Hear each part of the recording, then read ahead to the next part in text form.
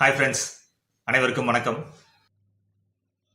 B2Bs வழியாக buyers or importers find out பண்ண முடியும். ஆனால் நீங்கள் B2Bஸில் ஜாயின் பண்ணி ஆன்லைன் மூலமாக பையர்ஸை ஃபைண்ட் அவுட் பண்ணுறதுக்கு முன்னாடி இந்த உண்மையை தெரிஞ்சுக்கோங்க. ஒரு B2Bயில் நீங்கள் பணம் கட்டினா தான் உங்களுக்கு ஒரு மந்த்துக்கு இத்தனை லீட்ஸ் அப்படின்னு கொடுப்பாங்க. ஒரு லீடு அப்படிங்கிறது ஒரு பையர் ஆர் இம்போர்ட்டரோட ஃபுல் கான்டாக்ட் டீட்டெயில்ஸ் உங்களுக்கு கொடுப்பாங்க இன் யுவர் லாகின்ல. ஒவ்வொரு B2Bஸ்லையும் டிஃப்ரெண்ட் பேக்கேஜஸ் வச்சுருப்பாங்க. ஒவ்வொரு பேக்கேஜுக்கும் ஒரு ப்ரைஸிங் வச்சுருப்பாங்க. உங்களுக்கு எது கம்ஃபர்டபுள்னு நீங்கள் நினைக்கிறீங்களோ அந்த பேக்கேஜில் நீங்கள் ஜாயின் பண்ணிக்கலாம். உங்கள் பேக்கேஜுக்கு ஏற்ற மாதிரி உங்களுக்கு லீட்ஸ் கிடைக்கும். நீங்கள் கம்மியான ப்ரைஸிங்கில் பேக்கேஜ் எடுத்திருந்தீங்கன்னா உங்களுக்கு குறைந்த அளவிலான பையர்ஸ் ஆர் இம்போர்ட்டர்ஸோட கான்டாக்ட் டீட்டெயில்ஸ் தான் கிடைக்கும். நீங்கள் அதிகம் பணம் கட்டி பேக்கேஜ் எடுத்திருந்தீங்கன்னா நிறைய பையர்ஸ் ஆர் இம்போர்ட்டர்ஸோட கான்டாக்ட் டீட்டெயில்ஸ் கொடுப்பாங்க. இந்த பேக்கேஜஸுக்கு எக்ஸ்பைரி உண்டு.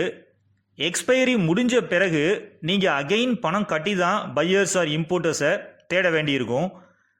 சரி, இந்த மாதிரி B2Bஸில் பணம் கட்டி ஜாயின் பண்ணால் எனக்கு ஃபாரின் இம்போர்ட்டர்ஸ் கிடைப்பாங்களா அப்படின்னு நீங்கள் கேட்டிங்கன்னா என்னுடைய பதில் இதுதான். கிடைக்கலாம், கிடைக்காமலும் போகலாம். B2Bஸில் ஜாயின் பண்ணால் என்னனாலும் நடக்கலாம். B2Bஸில் ஜாயின் பண்ணி நீங்கள் எடுக்க போகிற முயற்சியில் எதுனாலும் நடக்கலாம். நான் 2 B2Bஸில் ஜாயின் பண்ணி ட்ரை பண்ணியிருக்கேன். ஒன்று goforworldbusiness.com, இன்னொன்று exportersindia.com. நான் இந்த 2 B2Bs வழியாகவும் ஆர்டர்ஸ் எடுத்திருக்கேன் எக்ஸ்போர்ட் பிஸ்னஸ்க்கு. goforworldbusiness.comல இருந்து 2 ஆர்டர் எடுத்தேன். ஒன்று கோகோ பீட்டுங்கிற ப்ராடக்ட்டுக்கு, இன்னொன்று முருங்கா பவுடர் அதாவது முருங்கை பொடி. அண்ட் ஒரு ஆர்டர் exportersindia.comல இருந்தும் எடுத்திருக்கேன். அது ஹெர்பல் ப்ராடக்ட்ஸுக்கு. பட் நான் B2B வழியாக எக்ஸ்போர்ட் ஆர்டர் எடுக்கிறதுக்கு 2 years ஆச்சு இன் goforworldbusiness.comல அண்ட் 1 year ஆச்சு இன் exportersindia.comல. ஸோ எனக்கு ஒரு ஆர்டர் 2 ஆர்டர் எடுக்கிறதுக்கு இவ்வளோ டைம் ஆயிடுச்சு. இந்த 3 ஆர்டர்ஸையும் நான் அவ்வளோ ஈஸியாக எடுத்துடல. இமெயில் மேலே இமெயில் அந்த கம்பெனிஸுக்கு நான் அனுப்பியிருக்கேன். எனக்கும் அவங்க மெயில் அனுப்புவாங்க, நானும் அவங்களுக்கு ரிப்ளை பண்ணிகிட்டே இருப்பேன். தென் சாம்பிள்ஸும் நிறைய வாட்டி அனுப்பியிருக்கேன். ஸோ 2 yearsல ஆல்மோஸ்ட் நான் ஏகப்பட்ட ஃபாரின் கம்பெனிஸுக்கு இமெயில் பண்ணியிருக்கேன் அண்டு சாம்பிள்ஸும் அனுப்புனேன். அதுக்கு அப்புறம் தான் எனக்கு ஒரு லெசன் கிடச்சிது, B2Bன்னா இப்படி தான் இருக்குன்னு. ஸோ அது எக்ஸ்பீரியன்ஸ் பண்ணும்போது தான் உங்களுக்கும் புரியும். உங்களுக்கு B2Bயில் ஆர்டர் எடுக்கணும்னா ஃபஸ்ட்டு உங்கள் ப்ராடக்டை ஹை டிமாண்ட் உள்ளதாக இருக்கணும்.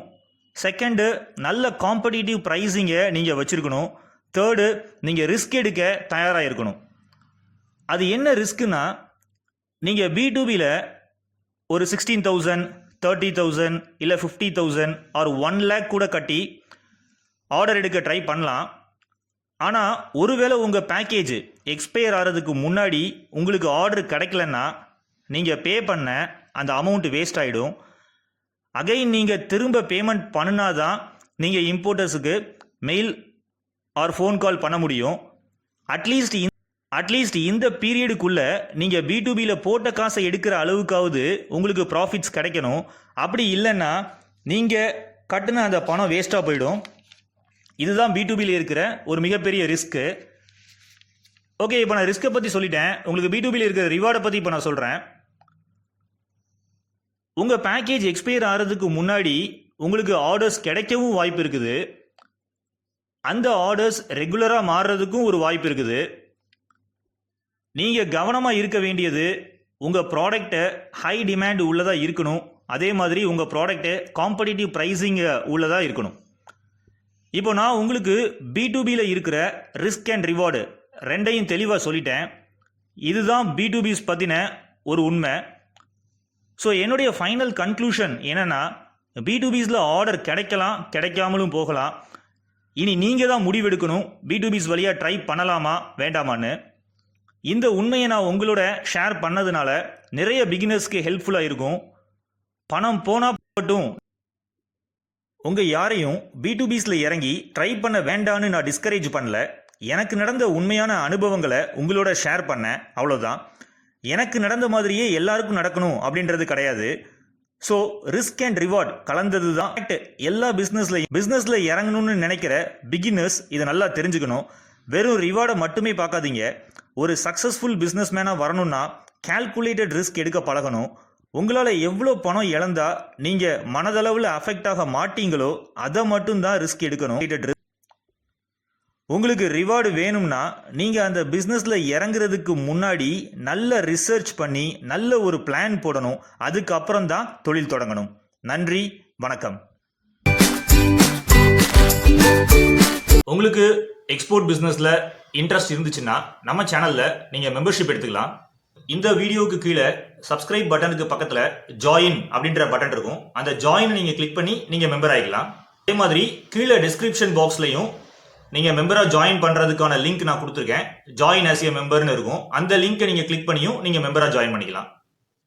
மெம்பர்ஸ்க்கு என்ன பெனிஃபிட்ஸ் அப்படின்னு பார்த்தீங்கன்னா, நீங்கள் மெம்பர் ஒன்லி வீடியோஸை ஆக்சஸ் பண்ணிக்கலாம். FOB price and CAF price கால்குலேட்டரை டவுன்லோட் பண்ணிக்கலாம். ரெடிமேடு எக்ஸ்போர்ட் டாக்குமெண்ட்ஸை டவுன்லோட் பண்ணிக்கலாம். தமிழ் வியாபாரிகள் B2B அப்படின்ற பிளேலிஸ்டில் இருக்கிற சப்ளையர்ஸுடைய டீட்டெயில்ஸ்லாம் நீங்கள் ஆக்சஸ் பண்ணிக்கலாம்.